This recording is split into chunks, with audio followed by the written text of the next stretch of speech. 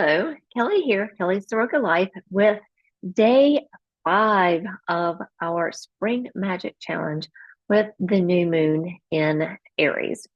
So today, of course, the moon has moved on from Aries and moved on from being a new moon, and it is now in a new phase. It is in the waxing crescent phase, which is, just the light's just beginning to come back, and it's growing, and it's in Gemini today. And so today is a really good day for communication, for talking to spirits, to do any kind of psychic work, because it's that the moon is growing, the moon is lining up. But Gemini is about communication and about curiosity, and it is that sign of bringing things into your communication, into your space in that way. So now, of course, when we start with this cycle with the moon goes through her cycle this month, and every day the moon's going to be in a new phase, a new sign. Pretty much every day or couple of days, there's going to be that change and that shift. And the light is gradual, but there's that shift of from going from one sign to another, from going from one phase to another. So there's all of these changes that are going on along this cycle. So there's nothing that really stays the same. We get to a point and we come to that point, and then you move on to something else. And it's very cyclical, and it's very beautiful. And I hope that you're enjoying this new moon cycle as the moon is moving through its phases. And in a couple of days, it'll be in the first quarter, and then you'll move on to the full moon, and then to the last quarter, and then back to the next new moon. And during that time, the moon goes through all those phases, and it also goes through all of the signs. And so you get not only the moon's light, but you get the moon's light in different signs. And so, like today, we have Gemini, which is an air sign. Yesterday, we had Taurus, which is an earth sign. When the moon, probably Friday or so, when the moon moves into Cancer, it'll be in a water sign. So it's always picking up these energies, picking up and letting them go. And that is one of the things about this time of year, is picking things up, letting it go, looking at it, examining it, seeing if it works for you. And if it doesn't, let it go. So we've done some decluttering already to do that. Yesterday, we did some planning with April, since it was April 1st. And if you want to get a calendar, an April calendar, to do some planning, you can look back at yesterday's video, and there's a link there for a calendar for April. As always, the link to the workbook will be there, so you can put all of here's the calendar that you can get from yesterday. And as always, there is the workbook that you can get. Sorry, it's upside down. Do your intention for this cycle, and use the journaling pages to journal. And whenever anything that you want to journal about and keep a record of, then you can do that, and you can keep this as a record, and keep it all year long.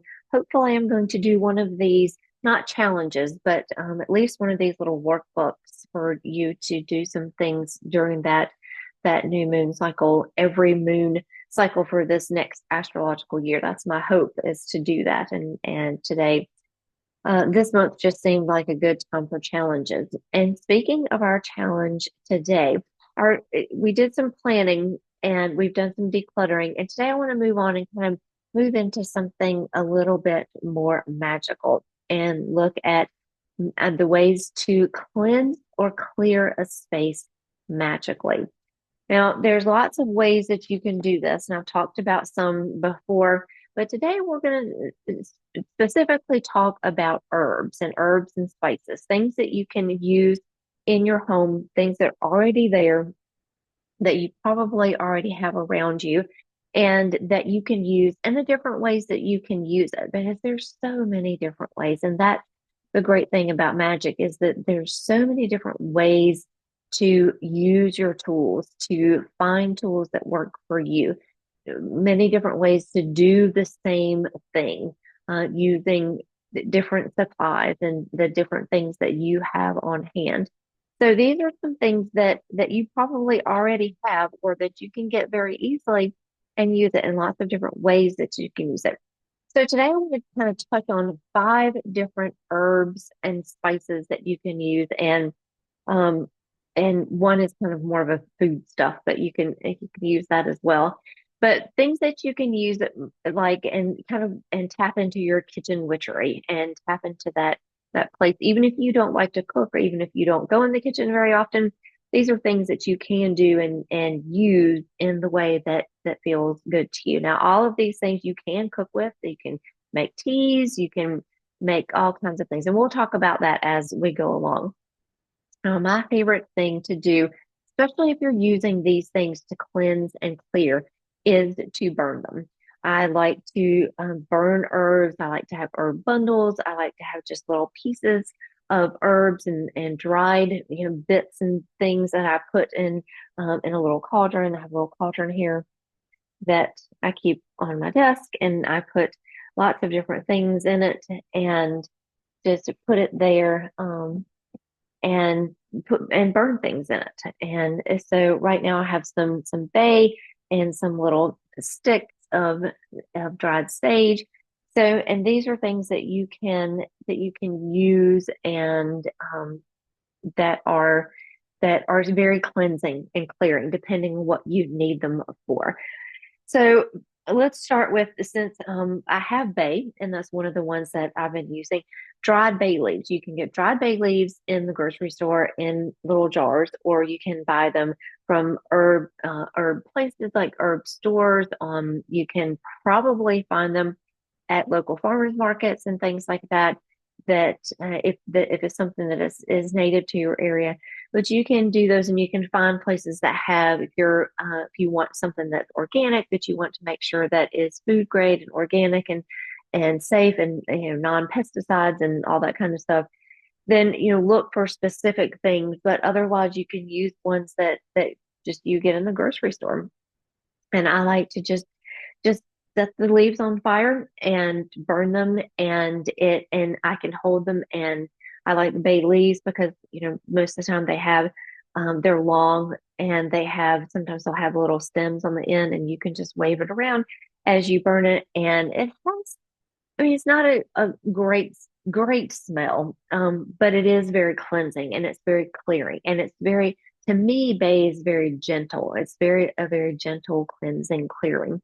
So I will use that. You can also use it to cook with. I put bay leaves in so many things, and you can put bay leaves in anything that you cook. If you're making a stew or a broth or something like that, you can just put some bay leaves in it, put your intention with it, and use it that way. So it's a really good one to start with, because I think it's very accessible and it's very easy to work with in lots of different ways. The other thing that I like to use too is sage. And this, if you feel like sage is not something that you want to work with, because it is, white sage is um, especially associated with Native American tribes and Native American ceremonies. And if it's something that specifically the white sage that you don't feel comfortable with, then don't use it. I just use sage. I grow it most of the time, and I have some pots on my porch, and it grows. It loves that, just like being out there in the sun, and it will just grow because my porch is one of the few sunny places. I have lots of trees, so it's one of the few sunny places around here. So I'll grow sage, and I'll use a lot of it, during the summer to cook with, and then I'll just tie up the little bundles and make my own little sage bundles and have those for myself to use. And I like sage because it is very cleansing, it's very clearing. It is, something that I can, um, that I is very protective and to me. I feel like that sage is something that I use it when I feel like I need protection or I need to clear out some heavy energies, and so I will use that for that. But use it if you would like to. Don't use it if you don't want to. You can always cook with it. You can always put you can get the dried garden sage from the grocery store that's kind of crumbled up, and you can put it in a small bag in so you can put it in a bath or in a shower. You can make tea with sage. I do make tea with dried sage, and usually I mix it with other things because it's kind of strong. But you can use it for lots of other ways. You can put it, like if you feel like you need some protection in an area, you can put it in a little muslin bag, or a little drawstring bag and have it there. So it's definitely one that you can use and is accessible. So another one is juniper or cedar. And so I put these two together because they're not ones necessarily that, and you can cook and use cedar. Lots of people use juniper and cedar for different kinds of and different there are certain types that you can use to eat as foods, but juniper and cedar to me are more ones that you use. Like you might have a cedar tree or a juniper tree, and you might just ask nicely, take some of the branches, tie them up and let them dry out. And then you can burn them as bundles. And so I do like to use those more as bundles and dried herbs so that I can carry around and I can burn and clear out energy that way.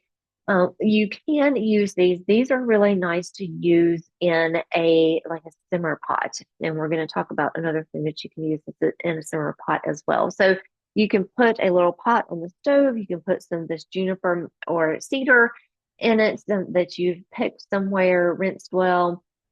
Sometimes, like if I'm bringing things in from outside, I'll put it in the freezer just to let anything get frozen off of it, any kind of bugs or anything like that. I'll put it in a bag and put it in there so that it can get the any kind of bugs or anything that you might accidentally bring in. You don't want to bring it into your house. So doing that and bringing something in, but you can also find bundles sold at metaphysical stores that you can use, and you don't have to burn it. If you just have the bundle, you can just place it in a room that you want it to clear out the energy. You can use it in lots of different ways.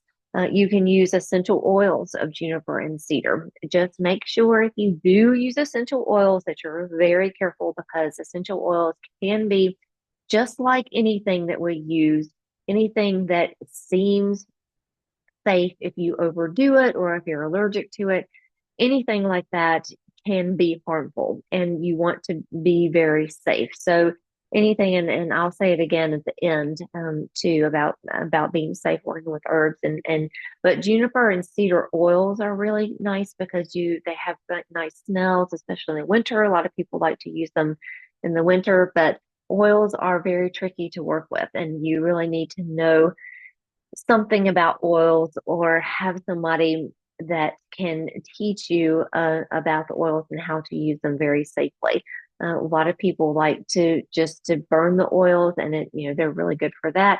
But if you have pets or other people in your house that might be allergic to those oils, you don't want to use it. And pets are very susceptible to things in the air and their environment. So you just want to make sure that you're very careful using those. And the great thing is that if you're worried about it, you don't have to use it. You can use something else. That's the great thing about magic. There's so many different ways that you can use these things and get the same energy, get the same feeling, get the same clearing and cleansing if you don't burn it or you don't use essential oils and you just have, just some, just some little sprigs that you pick out of your backyard and just bring it in, or just have make a drawing, take a picture off the internet that you can use. So there's lots of different things that you can use to have that energy and not have to do anything that's dangerous or unsafe. But so you can think about those things and then take it step by step. Start working with a card, start working with an image, and then start working with the real thing. So we've talked about bay and bay leaves that you can use. We talked about sage that you can use, juniper and cedar, and how you can use those. And then these two are more to food type things, but I still feel like that they come in the herb and spices category. So the next one is ginger, and ginger root, you can buy it at the grocery store, usually in little pieces. And so you just peel it and grate off some and use it for many different things. You can fry it and the whole ginger root, you can put it in teas, you can put it in things that you cook. It's so great. And there's lots of different ways that you can interact with ginger because you've got the fresh root there that you can buy. You can also buy ginger, crystallized ginger, that is dried and candied. You can, get just pieces of ginger root that are dried that you can, rehydrate in teas. You can get dried ginger at the grocery store. That's the ginger powder. Lots of different ways that you can use ginger. One of my favorite things is to get the small jars of ginger that it's already ground up and it's in a jar and it's just ground ginger in a jar. And so I don't have to, I can just scoop out as much as I want and it stays in the refrigerator and it stays a lot longer. But if you have the fresh ginger, you can also grate it and put it in the freezer and freeze it in like in ice cubes, or you can just freeze it in little chunks and it works really well. And if you don't like ginger and you don't want to cook with it or use it in a kitchen way, it's another one of those that you can make a tea with, and then you can use it as a spray. So you can put, just mix put your tea. Once you've made your tea with the ginger, let it cool off, put it in a bottle, and you can use it as a spray. So that's another good way to use any of these herbs as a spray. And ginger is really, and it's good for you. It's good for your digestion. It's good for and to kind of for your. It's very warming. So it's really good to use in the winter if you want something to be very warming or very comforting and soothing. So it's very good, and it's kind of a lot of people use ginger when they're just not feeling well. When their digestion is not really where they want it to be, and so ginger is good for that. And just again, be very careful if you ingest any of these things because even though um, ginger is a spice that you can get at the grocery store, if you've never used it before, you are unsure about it, then be very careful and use it in a way you can just again have a picture of it. You can take a snapshot that is you're at the grocery store and you just take a snapshot of the root and you have it. And so you can work with it that way in that cleansing, clearing energy. And I like using ginger almost all year. There's different things that I like to use it for. It's very refreshing. Like I said, it can be very warming, but it can also be very refreshing at the same time. So if you want something that you just want to like now, I might, have some ginger and just, have some ginger that in a tea and I might just drink my tea and open the windows, or have some spray that I'm going to use with the ginger and open the windows. And so letting that air in and cleansing the space with the ginger energy as well. So the last thing, again, this is more of a food, but I think it's something that kind of goes into the herbs and spices because you can a lot of times find dried lemon or dried orange peel in the spice section, and you can make your own dried lemons. Dried oranges are very easy to make, and they're great for all kinds of things. And we talked about the simmer pot with the juniper and cedar. Lemon and orange, they do well in simmer pots as well. You can put them just some lemon slices, orange slices. And this is great if you are making something and you squeezed a lemon or you squeezed an orange and you have all the rest of it left over that you didn't use for a recipe or making lemonade or orange juice and you have this fresh thing, just put it in a pot, turn it on the stove, and you can put different things that you like in it. Like you can add cinnamon to it if you want something warming. You can add mint to it if you want something cleansing or clearing. So it's a really good way to use it. And you can, again, lemon and orange are really good for making, putting in your teas, putting in your drinks. You can just slice up in the morning.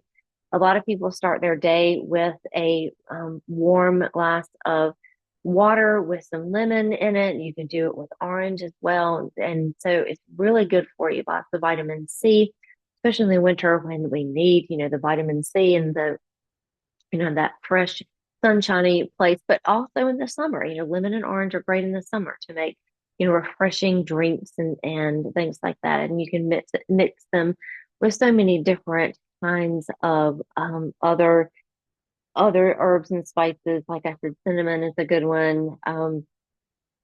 Mint is something else that you could use it with. Ginger and lemon or ginger and orange go well together, and you can use them in cooking and make a ginger and orange sauce for whatever you're cooking, rice, um, uh, tofu, whatever, pork, if you, depending on your diet, you can use it. But again, make sure that it's something that you like, that you feel comfortable with. Lemon and orange are very refreshing, and they can be very cleansing and very clearing and very comforting and warming at the same time. So all of these things are things that you can start out with and that you can figure out what works for you the best way. With lemon and orange, also, you can dry them, like I said, dry the slices, and you can make garlands with them. And it's very easy to do. You can dry the slices and then just hang them, one by one in places that you want some cleansing or clearing. And so they're great ways. And I think orange is very, much kind of calmer cleanser, and where lemon is a little bit more, has a little bit more bite to it. And so you might want to use it in a place where you want a little bit more cleansing and clearing. So these are just some ways to cleanse and clear for the spring. Bring some fresh air into your kitchen or into any space that you're in. Just do some research, and you can use your journal pages and do some journaling about these. And those are ways to use any of these herbs and spices and foods, anything that you feel called to do. And there's lots of oracle decks out there that have these things on them, that have herbs and spices and um, things and magical supplies like this that you can use in that way. So it's all adaptable, and it's all a place that you can figure out what works for you. And that's what working with the moon is all about, working with magic is all about, and just finding the way that fits with you, that finding the way that really works for you. So look at one or more of these things. Tell me how you use it. Tell me how you like to use it. If there's one that you would like to really concentrate on, and that's one of the things that I want to do later on this spring and in the summer is really look at each of these and some other herbs and spices and really do a deep dive in them. Really look at how they're used, how they've been used in the past, how they've been used and as herbs. And my ancestors used them as healing herbs. How are they used in that way as well? So all of these, but you can start with these and start with how they can cleanse and clear your space and how you can use them in that way, and specifically, how you relate to them. There may be ones that you don't like to use and that you're like, oh, don't like that. And so, but, look at the ones that you do use and why and how you can use them and how you can use them in magic and start with the cleansing and the clearing. So that's all for today. Day 5, looking at cleansing and clearings with some herbs and spices and foods and tapping into that kind of kitchen witchery and bringing that into your magical day. So I hope you have some fun with these and let me know how they work for you. And I'll see you again for our next day in the challenge. Bye.